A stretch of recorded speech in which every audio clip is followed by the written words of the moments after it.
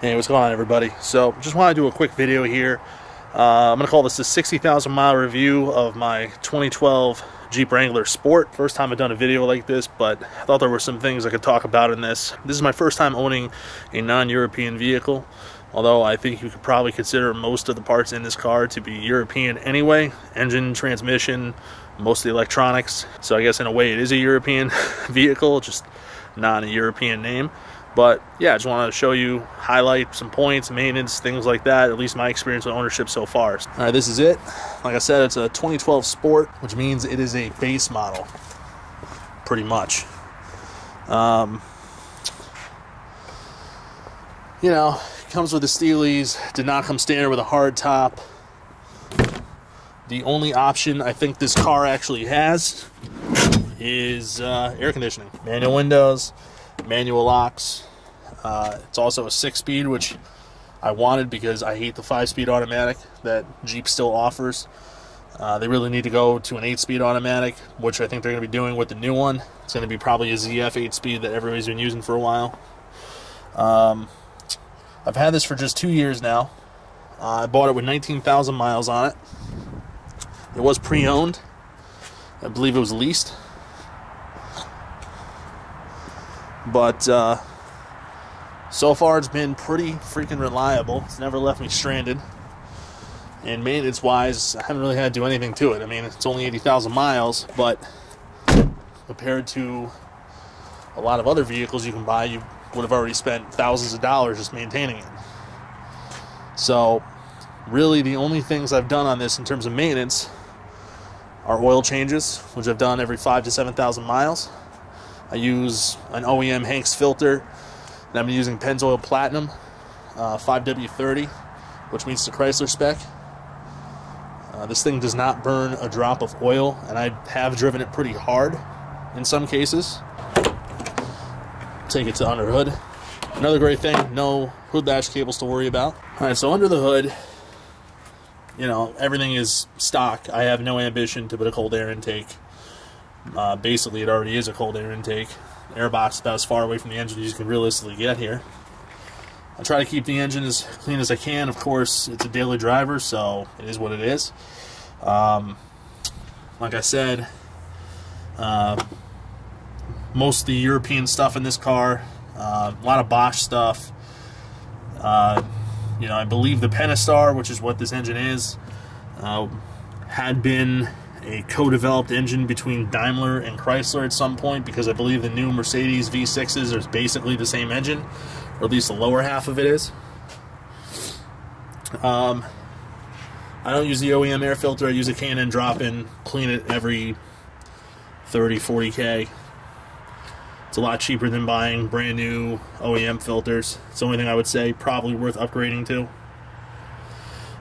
The only thing that I've really had a problem with on this, well, really two complaints about this entire vehicle over 60,000 miles of ownership.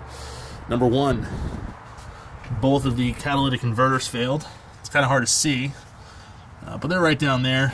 There is no manifold on the Pentastar engine. It's basically the cylinder head goes directly into the downpipe, which has an integrated catalytic converter. It's really hard to see, but they're brand new. They were replaced at 60,000 miles. I currently have 80,000 miles on this. Really can't figure out what caused them to fail. It wasn't a performance or running issue. It's kind of what happened. So those were replaced, but they were replaced under warranty, so that is what that is. It didn't cost me anything. It was more of an annoyance. And the dealership I took it to that did the work, they tried to upsell me on a whole bunch of other stuff that wasn't needed, which I understand. You know, it's flat rate warranty work. I'm sure it paid no money, but I'm not the kind of person you could take for a ride on this sort of stuff. So I said just replace the catalytic converters and let's move on with life. So that's my number one thing that sort of annoyed me with this. You know, funny story on that. They first tried to do a PCM software upgrade, thinking that that was going to make the catalyst efficiency code go away. Because first it was the Bank 1 catalytic converter that had a problem.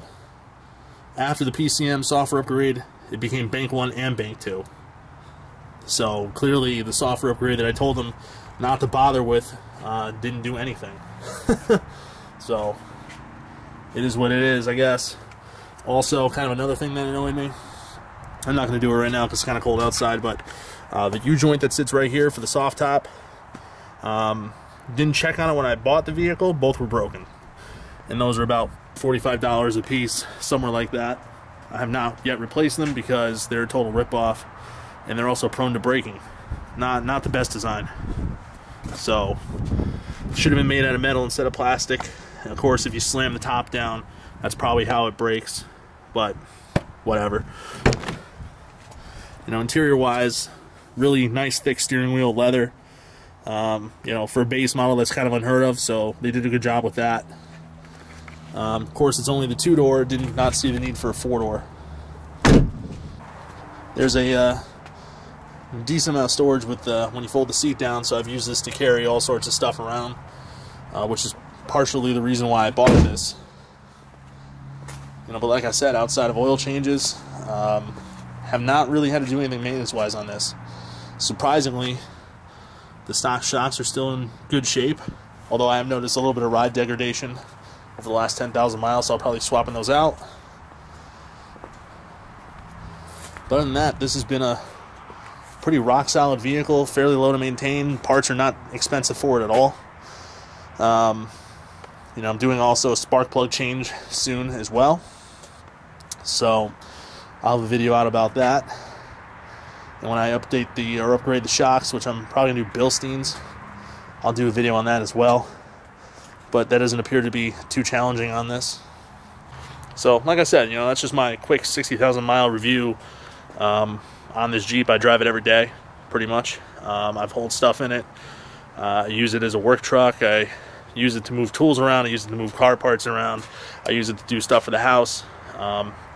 You know, in my opinion, I never thought I was going to own one of these, but at the time, I needed a 4-wheel drive vehicle, you know, that used regular gas, that had lots of utility. So, you know, Jeep Wrangler made a lot of sense. Plus, I do a lot of driving. I do about 30,000 miles a year. And, you know, I also need a vehicle that wasn't going to depreciate in value rapidly. And nothing really holds value like a Jeep Wrangler. It's crazy. I could trade this thing in today and I'll still be ahead on it. I don't think I'd buy one of these new.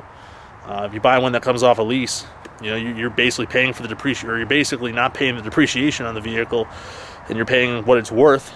And then from that point forward, these things don't seem to really devalue at all. So it's been good so far. I know a lot of people talk about the Pentastar with the cylinder head issues. Mine is produced late enough that it doesn't fall in that category. But this thing has plenty of power for what it is, and with the 6-speed, it's a pretty fun little car to drive. I actually really like it. And I'm sure once I get the Bilsteins in there, it's gonna probably be a little bit more of a nicer ride. So that'll be exciting when I get to do that. But other than that, hey, just my quick 60,000 miles worth of ownership. I hope to get well over 200,000 miles out of this thing. I think I will. So we'll just gotta stay on top of maintenance when that comes through. But other than that, thanks for watching the video. Comment on the video if you also own a Wrangler and you have any suggestions or inputs on things you could do to these. I know you have an unlimited amount of options you can do, but I'm looking to keep this thing stock-ish over time. I don't really want to put too much money into it. Like the video if you liked it. Thanks for watching.